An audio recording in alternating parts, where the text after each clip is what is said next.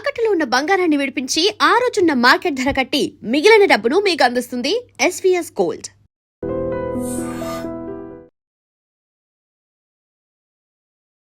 Welcome to I dream. నా పేరు లుంబిని. ఇండియాలోనే 7th మోస్ట్ కామన్ క్యాన్సర్ వచ్చేసి స్టమక్ క్యాన్సర్. ఎలా వస్తుంది, వచ్చిన తర్వాత ఎలాంటి జాగ్రత్తలు తీసుకోవాలి అండ్ ట్రీట్మెంట్ ప్రొసీజర్స్ ఏముంటాయి, లెట్స్ డిస్కస్. ఈ రోజు మనతో జాయిన్ అవబోతున్నారు గ్యాస్ట్రోఎంట్రాలజిస్ట్ డాక్టర్ హర్షతేజ గారు. ఆయనతో మాట్లాడదాం. Hello sir. Hello. So most common క్యాన్సర్లో ఇండియాలో చూసుకుంటే 7th పొజిషన్లో ఉంది stomach cancer. So stomach cancer గురించి మాట్లాడితే ఫస్ట్ మేజర్ రీజన్స్ ఏముంటాయి సార్ రావడానికి? సో స్టమక్ క్యాన్సర్ అనేది స్టమక్లో జనరల్గా 3 పార్ట్స్ ఉంటాయండి: fundus, body and antrum. So different పార్ట్స్కి డిఫరెంట్ కాజెస్ ఉంటాయి. సో ఇండియాలో జనరల్గా చూసుకుంటే మోస్ట్ కామన్ కాజ్ ఏంటంటే ప్రతిదానికి జెనెటిక్ కాంపోనెంట్ అనేది ఒక మినిమల్ ఉంటుందండి. సో దాంతోపాటు ఆ precipitating factor or main triggering factor ఏంటంటే ఇండియాలో H. pylori అనే ఒక ఇన్ఫెక్షన్. సో అది మన water contamination or food contamination వల్ల చాలా మందికి వస్తుందండి. సో లాంగ్ డ్యూరేషన్ ఎసిడిటీ ఉన్న వాళ్ళు, దాన్ని పట్టించుకోకుండా నెగ్లెక్ట్ చేసిన వాళ్ళు over the time H. pylori స్లోగా అక్కడున్న టిష్యూ ఎసిడిటీ వల్ల దాన్ని స్లోగా మ్యాలిగ్నెంట్ ట్రాన్స్ఫర్మేషన్ కావడానికి హెల్ప్ చేస్తుంది. సో ఫస్ట్ క్రానిక్ గ్యాస్ట్రైటిస్, దాని తర్వాత డిస్ప్లేసియా అంటారు, దాని తర్వాత ఎడినోమా, దాని తర్వాత లాస్ట్ స్టేజ్ కార్సినోమా. అలా జనరల్గా ఒక్క సంవత్సరంలో కాదు, జనరల్ ఓవర్ ద టైం ఒక 5 to 10 years లోపు అసలు ఆ బ్యాక్టీరియా అనేది కంటిన్యూస్గా ఉండటం వల్ల అది స్లోగా మారే అవకాశం ఒకటి ఉంటుంది. అలాగే ఎట్రోఫిక్ గ్యాస్ట్రైటిస్ అంటారు, అది కూడా ఒక కారణం. మన స్టమక్ లైనింగ్ అంతా మొత్తం వెళ్ళిపోయినప్పుడు కూడా కావాల్సిన నార్మల్ ఎంజైమ్స్ కానీ యాసిడ్ సెక్రీషన్ లేనప్పుడు కూడా కొంతమందికి వచ్చే అవకాశం ఉంటుందండి. సో ఇంకొకటి ఒబేసిటీ వల్ల కూడా దాంట్లో వచ్చి ఇన్ఫ్లమేటరీ సైటోకైన్స్, అక్కడ ఉండే యాసిడ్ సెక్రీషన్ మోర్ అవ్వటం వల్ల కూడా ప్రిడామినెంట్గా ప్రాక్సిమల్ పార్ట్ ఆఫ్ స్టమక్లో కూడా క్యాన్సర్స్ వస్తాయండి. సో కొన్ని జెనెటిక్ సిండ్రోమ్స్ కూడా ఉన్నాయండి. లించ్ సిండ్రోమ్ అని వేరే రకరకాల సిండ్రోమ్స్ వల్ల కూడా క్యాన్సర్స్ రావచ్చు. సో ఏ కారణం వల్ల వచ్చినా కానీ ఫస్ట్ మనం ఏం సిమ్టమ్స్ ఉంటాయి, అసలు పేషెంట్ మన దగ్గరికి ఎలా వస్తాడు అనేది చాలా ఇంపార్టెంట్ అండి. సో ఒక 5-6 నెలలు కానీ చాలా రోజులు ఎప్పుడైనా ఎసిడిటీ ఉన్న వాళ్ళు ఎప్పుడైనా నార్మల్ ఎసిడిటీ అని నెగ్లెక్ట్ చేయకుండా ఉండటం ఒకటి. 45 years ఎబోవ్ ఉన్న వాళ్ళు మోషన్ ఎప్పుడైనా నల్లగా వచ్చినా, లేకపోతే కొంచెం తిన్నా కానీ ఫుల్నెస్ బాగా అనిపించటము, అసలు తినలేకపోవటము, ఆకలి అనేది తగ్గిపోవటము, అసిడిటీ బాగా పెరిగిపోవటం సడన్గా. సో ఒక 5-6 నెలల్లో చూస్తుంటే వెంటనే బరువు తగ్గిపోతుంటుంటారు. సో ఇట్లాంటి లక్షణాలు ఎవరికైనా ఉన్న వాళ్ళని వెంటనే మనము గ్యాస్ట్రోఎంట్రాలజిస్ట్ని కలవమనటం చాలా ఇంపార్టెంట్ అండి. ఎసిడిటీ కానీ, వెయిట్ లాస్ కానీ, కొంచెం తింటే కడుపు ఫుల్నెస్ రావటం కానీ, మోషన్ నల్లగా రావటం కానీ, హిమోగ్లోబిన్ తక్కువ అవ్వటం కానీ.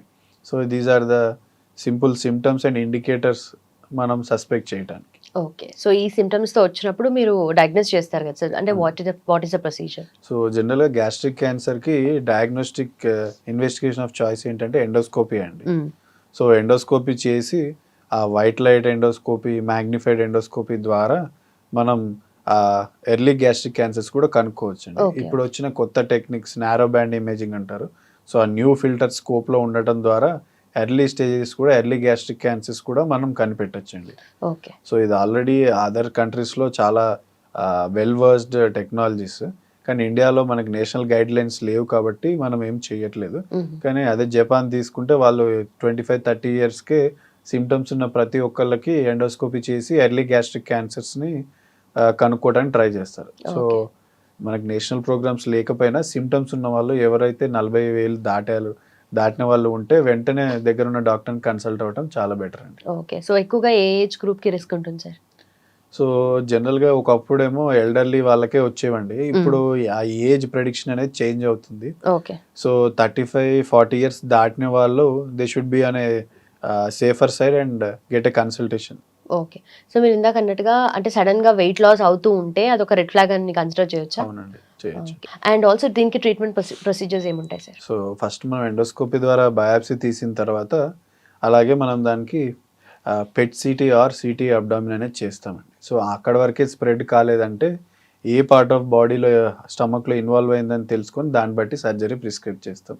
ఒకవేళ కొంచెం చుట్టుపక్కల అటు ఇటు స్ప్రెడ్ అయ్యి డౌట్ఫుల్ ఉన్నప్పుడు కూడా ముందు కీమోథెరపీ ఇచ్చి, నియో అడ్జువెంట్ కీమోథెరపీ అంటారండి, ఆ కీమోథెరపీ ఇచ్చిన తర్వాత ట్యూమర్ ష్రింక్ అయిన తర్వాత సర్జరీ చేసి దాన్ని రిసెక్ట్ చేసేస్తామండి. మన ఇండియాలో ప్రాబ్లం ఏంటంటే చాలామంది వచ్చే ఎర్లీ సిమ్టమ్స్ అనేది నెగ్లెక్ట్ చేస్తూ వదిలేస్తారు. సో చాలామంది మన ఇండియాలో ఉన్న స్టాటిస్టిక్స్ ప్రకారం బాగా స్ప్రెడ్ అయిపోయి దీని తర్వాతనే వస్తారు. అలాంటి వాళ్ళకి మనం ఓన్లీ పాలియేటివ్ కీమోథెరపీ ఇవ్వగలమండి. ఓకే. సో ఎప్పుడైనా ఇలాంటి వార్నింగ్ సైన్స్ మనం చూసినప్పుడు బరువు తగ్గటం, ఆకలి తక్కువైపోవటము, రక్త శాతం తగ్గటము, మోషన్ బాగా నల్లగా రావటము, మోషన్లో బ్లడ్ ఎప్పుడైనా కనపడితే దాన్ని నెగ్లెక్ట్ చేయకుండా ఉండి వెంటనే చూయించుకుంటే ఆ స్ప్రెడ్ని తగ్గించేసి మనం కంప్లీట్గా డిసీజ్ అనేది క్యూర్ చేయొచ్చండి. Okay. Okay. So usually gut health బాగుంటేనే బాడీ హెల్త్ బాగుంటుంది అని అంటారు కదా. సో గట్ హెల్త్ కాకుండా వీళ్ళకి నార్మల్గా స్టమక్ క్యాన్సర్ ఉన్న వాళ్ళకి ఎలాంటి ఫుడ్ వీళ్ళకి రిస్క్ అనిపించచ్చు సార్? సో ఏ క్యాన్సర్కైనా రిస్కీ ఫుడ్, బ్యాడ్ ఫుడ్ అనేది అది ఫస్ట్ ఇనిషియల్ స్టేజెస్లో రాకముందే ఉంటుందండి. ఫర్ ఎగ్జాంపుల్ ఇప్పుడు మీరు ప్రాసెస్డ్ ఫుడ్ కానీ లేకపోతే high in nitrate content foods, ఈ ప్రాసెస్డ్ ఫుడ్ వల్ల కూడా స్టమక్ క్యాన్సర్ వచ్చే ఇనిషియల్ స్టేజెస్లో అది ఒక ట్రిగర్ ఫ్యాక్టర్ లాగా హెల్ప్ అవుతుంది. సో ఎప్పుడైనా స్మోక్డ్ ఫుడ్, ప్యాక్డ్ ఫుడ్స్ వల్ల కూడా గ్యాస్ట్రిక్ క్యాన్సర్కి అది వన్ ఆఫ్ ద కాజ్ అండి. సో వచ్చిన తర్వాత దానివల్ల ప్రాబ్లం ఉండొచ్చు ఉండకపోవచ్చు అని కాదు, కానీ ఫస్ట్ ఇనిషియల్ స్టేజ్లో ఇప్పుడు కోలాన్ క్యాన్సర్ తీసుకున్న మీరు హై రెడ్ మీట్ క్వాంటిటీ తీసుకోవటము, దాంట్లో ఉండే నైట్రేట్స్ వల్ల అయినా, ఈ స్మోక్డ్ ఫుడ్, ప్రాసెస్డ్ ఫుడ్ వల్ల కూడా సేమ్ కోలాన్ క్యాన్సర్ కూడా అలానే వస్తుందండి. సో రెడ్ మీట్ వల్ల మోర్ కోలాన్ క్యాన్సర్ రావడానికి ఛాన్స్ ఉంటుంది. ఎందుకంటే ఆ మీట్ డైజెస్ట్ అయిన తర్వాత వచ్చే నైట్రేట్స్ అనేవి ఆ పెద్ద పేగు మీద యాక్ట్ చేయడం వల్ల వచ్చే క్యాన్సర్ కోలాన్ క్యాన్సర్. సో ఆ ఫుడ్ వల్ల ప్రాబ్లం మన స్టమక్ కూడా ఉండొచ్చండి. సో ఎప్పుడైనా కానీ ప్రాసెస్డ్ ఫుడ్ కానీ హై రెడ్ మీట్ ఇంటేక్ కానీ ఉంచకపోవడం బెటర్ అండి. ఓకే. ఓకే.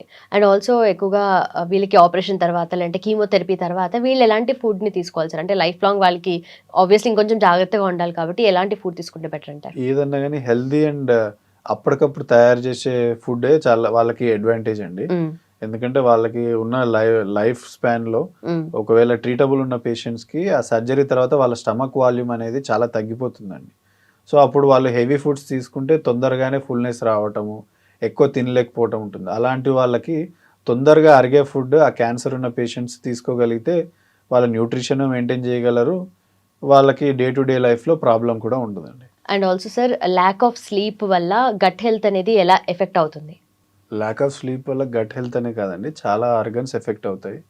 సో మన బాడీ రీసైక్లింగ్ కానీ రీసెట్ కానీ స్లీప్ అనేది చాలా ఇంపార్టెంట్ అండి.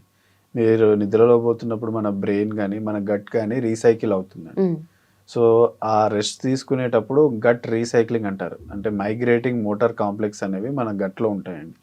సో అవి మీరు స్లీప్ లేనవ్వటం వల్ల ఏమవుతుందంటే ల్యాక్ ఆఫ్ స్లీప్ వల్ల మన నర్వస్ సిస్టమ్ అనేది మల్టిపుల్ హార్మోన్స్ రిలీజ్ చేస్తుందండి, సెరోటోనిన్ అనేవి అలాంటి, లేకపోతే స్ట్రెస్ ఇండ్యూస్డ్ కార్టిసాల్ ఎంజైమ్స్ కానీ. సో ల్యాక్ ఆఫ్ స్లీప్ అనేది ఇండైరెక్ట్గా ఒక స్ట్రెస్ అనే కాంపోనెంట్ లాంటిది. సో అప్పుడు ఆ స్ట్రెస్ హార్మోన్స్ అనేది రిలీజ్ అవుతుంటాయి, దానివల్ల మన గట్కి చాలా కాంప్లికేషన్స్ అనేవి స్టార్ట్ అవుతుంటాయి. ఈ స్ట్రెస్ ఇండ్యూస్డ్ హార్మోన్స్ వల్ల గట్ పర్మియబిలిటీ అంటే దాంట్లోకి వచ్చే అబ్జార్ప్షన్ అనేది లీక్ అవ్వటము, దాన్ని లీకీ గట్ అంటారు. సో ఇంక్రీజ్డ్ పర్మియబిలిటీ వల్ల అయినా, ఈ స్ట్రెస్ వల్ల, ఇంక్రీజ్డ్ హార్మోన్స్ వల్ల గట్ హార్మోని అనేది డిస్టర్బ్ అయ్యి ఓవర్ ద టైం మీ గట్ కూడా సిమ్టమ్స్ లాగా ప్రజెంట్ అవుతుంది. అండ్ ఆల్సో కొంతమందికి ఎన్ని వైటమిన్స్ అండ్ మినరల్స్ తీసుకున్నా బాడీ అబ్జార్బ్ చేసుకోదు అని అంటారు కదా సార్, అంటే అలాంటి వాళ్ళకి ఎందుకు అలా ఉంటుంది కండిషన్ అండ్ ఏం చేయొచ్చు అంటారు దానికి? సో జనరల్గా ల్యాక్ ఆఫ్ న్యూట్రియంట్ అబ్జార్ప్షన్ అనేది 3 రకాలు ఉంటుందండి. సో మ్యూకోజల్ డిసీజ్ అని ఉంటుంది. సో మన ఇంటెస్టైనల్ లైనింగ్లో మ్యూకోజా అని ఒకటి ఉంటుందండి. సో అందులో మన మెజారిటీ ఆఫ్ న్యూట్రియంట్స్ అనేది డియోడినం అండ్ జిజినంలో మాత్రమే అబ్జర్వ్ అవుతాయండి. సో మీరు తినే ప్రతి తిండి స్టమక్లో మిక్స్ అయిన తర్వాత ఆ డైజెస్టివ్ ఎంజైమ్స్ లివర్ నుంచి వచ్చేవి, ప్యాంక్రియాస్ నుంచి వచ్చే వల్ల ఫుడ్ డైజెస్ట్ అవుతుంది. సో ఆ డైజెస్ట్ అయిన ఫుడ్ అనేది మన చిన్న పేగు ఫస్ట్లో ఉండే డియోడినంలో అయినా అబ్జర్వ్ అవ్వచ్చు, లేకపోతే జిజినంలో అయినా అబ్జర్వ్ అవ్వచ్చు. సో దాంట్లో మల్టిపుల్ రకాల డిసీజెస్ ఉంటాయండి. సో లింఫాటిక్ ప్రాబ్లం ఉండొచ్చు, మ్యూకోజల్ ప్రాబ్లం ఉండొచ్చు. సో ఆ డిసీజెస్లో ఉన్న వాళ్ళకి అబ్జార్ప్షన్ అనేది ఉండదండి. సో దాన్ని మనం జనరల్గా ఎండోస్కోపీ చేసి దాన్ని మ్యూకోజల్ బయాప్సీ అనేది చేస్తాం. సో ఆ బయాప్సీలో చూసే కామన్ డిసీజ్ మాల్ అబ్జార్ప్షన్ ఏంటంటే సీలియాక్ డిసీజ్. అంటే దాన్ని సింపుల్ ఎగ్జాంపుల్ అంటే వాళ్ళకి చపాతీ తిన్న మోషన్స్ అవ్వటము, పాలు తాగినా, కొంతమందికి పాలు తాగితే వెంటనే మోషన్స్ అవుతుంటాయి, ఎందుకంటే వాళ్ళకి ఆ పాలు తాగే డైజెస్టివ్ ఎంజైమ్ అనేది వాళ్ళకు ఉండదు. సో అలాగే కొంతమందికి పాలు ఒకటే కాకుండా అన్ని న్యూట్రియంట్స్ అనేది అబ్జార్ప్షన్ ఉండదు.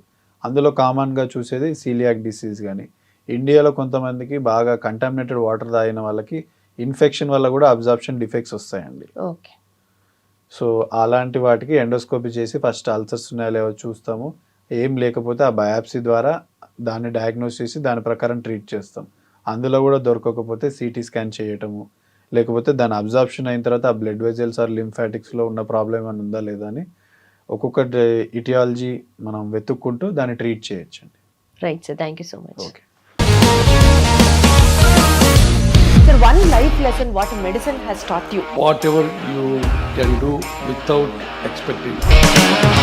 బట్ ఐ రియలీ బిలీవ్ మన పాజిటివ్ యాటిట్యూడ్ ఉంటేనే మనం ఏదైనా సాధించగలం. గట్ ని మనం కరెక్ట్ గా డీల్ చేసినట్లయితే అది మనకి పాజిటివ్ హార్మోన్స్ ని రిలీజ్ చేస్తుంది. షుగర్ వచ్చిన వాళ్ళ పరిస్థితి ఏంటి? పొట్ట దగ్గర పెరిగితే దాన్ని ఆండ్రాయిడ్ అంటారు, ఆండ్రాయిడ్ ఫోన్ కదా. అసలు థాట్స్ ఎందుకు వస్తాయి? బ్రెయిన్ డెడ్ అంటే దానికి ప్రపంచం అంతా కూడా కొన్ని నిర్దిష్టమైనటువంటి లక్షణాలు ఉంటాయి. మానసికంగా ధైర్యంగా ఉంటే క్యాన్సర్ జయించవచ్చు. You are a doctor for a cause sir, అంతే. వాళ్ళకి వచ్చిన ఆదాయం కాకుండా ఫ్రీ సర్వీస్ ఎంతమందికో చేస్తారు.